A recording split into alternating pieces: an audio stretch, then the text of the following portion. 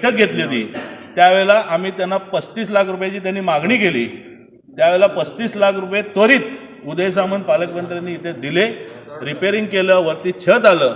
त्याच्यानंतर पुन्हा तसंच पडून राहिलेलं होतं। कारण विचारलं असतं नाही अजून थोडं काम बाकी आहे, काम कुठलंही बाकी नाही, लाईटिंग झालेली आहे, सगळे झालेली आहे।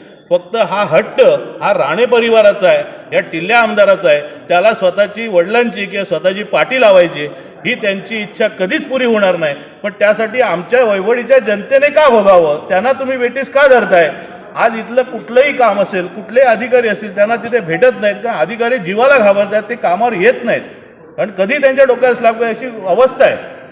आज त्यांच्या जीवाला धोका असताना सुद्धा ते लोक जीव मुठीत धरून काम करतायत। आणि इथे सुसज्ज इमारत आहे, सुसज्ज दालनं आहेत, पण तिथे कोणालाही येऊ दिलं जात नाही। फक्त एकच हट्ट, नितेश राणे आमदाराला स्वतःची पाठी लावायची।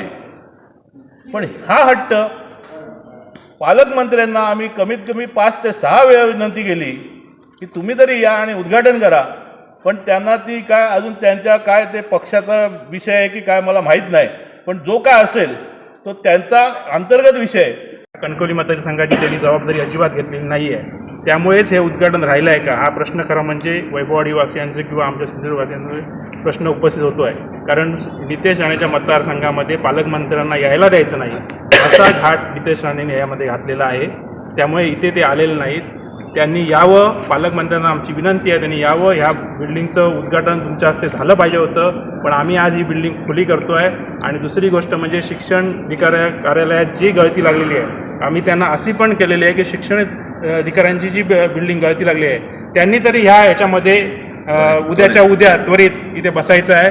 कारण सगळ्या मुलांचा किंवा दाखल्यांचा, शिक्षकांचा, सर्व कागदपत्रांचा प्रश्न आहे। त्याच्यामुळे ह्या इमारतीमध्ये जास्तीत जास्त लवकर शिफ्ट होणं ह्यासाठी सर्वांसाठी म्हणजे वैभववाडीवाल्यांसाठी आणि शिक्षण ह्या गटासाठी सुद्धा खूप गरजेचं आहे। त्यामुळे ह्या शिफ्टिंग व्हावं हे सगळ्यांना आमचं त्यांनासुद्धा विनंती आहे आणि हे अधिकृत उद्घाटन झालं असं मी जाहीर करतो।